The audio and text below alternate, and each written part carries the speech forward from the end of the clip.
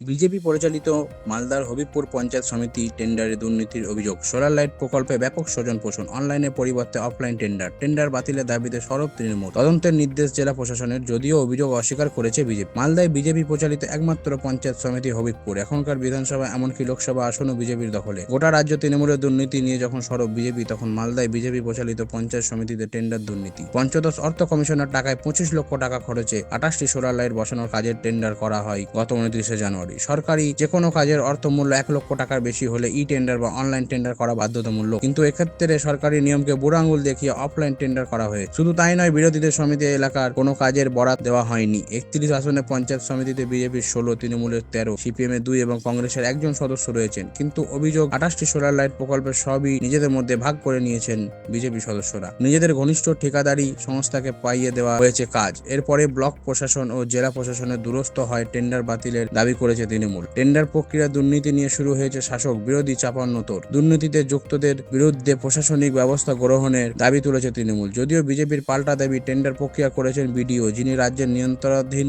আধিকারিক। এখানে পঞ্চায়েত সমিতির সভাপতির ভূমিকা নেই। আসলে ভুয়ো অভিযোগ তুলে পঞ্চায়েত সমিতিকে বিকল করার চেষ্টা করা হচ্ছে বলে পাল্টা দাবি করেছে বিজেপি।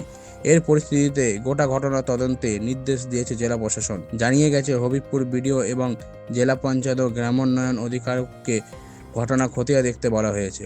প্রয়োজনে ব্যবস্থা নেওয়া হবে বলে জানিয়েছে প্রশাসন। মালদা থেকে উজ্জ্বল পালের রিপোর্ট, সারাদিন খবর। বিডিও স্যারের কাছে আসছিলাম আজকে কিছু জানার জন্য। আমরা গত 13 তারিখে বিডিও স্যারকে একটা কমপ্লেন জানিয়েছিলাম।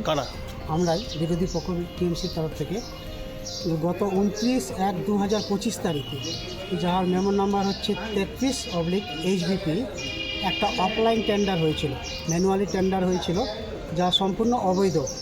এবং এই টেন্ডার প্রক্রিয়ায় আমাদেরকে সম্পূর্ণভাবে একদম বঞ্চিত করা হয়েছে। আমাদেরকে কোনো রকম কিছু জানানো হয়নি। কারা করেছে? মূলে কি এবং আছে? এটা বিজেপি পরিচালিত আমাদের পূর্ত কর্মাধ্যক্ষ, সভাপতি এবং বিডিও সাহেব এটার মধ্যে এই প্রক্রিয়া সম্পন্ন করেছেন।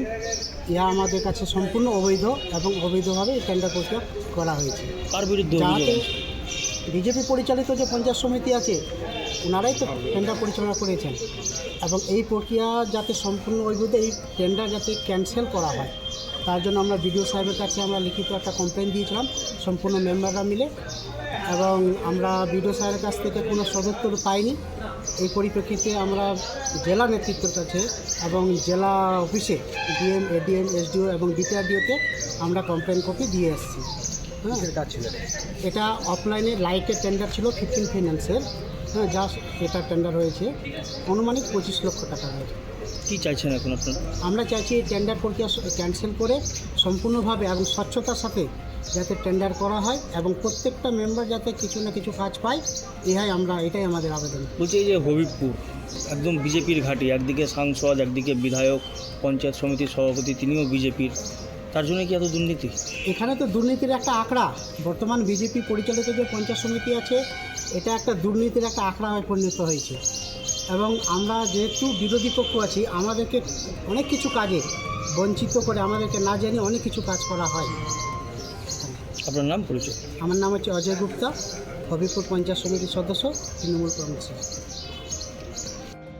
আমরা দেখতে পেলাম হবিবপুর পঞ্চায়েত সমিতিতে তৃণমূল দল এবং সেখানকার মেম্বাররা বিভিন্ন জায়গায় কমপ্লেন করেছে যে হবিবপুরের পঞ্চায়েত সমিতির সভাপতি টেন্ডারে দুর্নীতি করেছে, তার নিজের লোককে সমস্ত সোলারের টেন্ডার পাইয়ে দিয়েছে।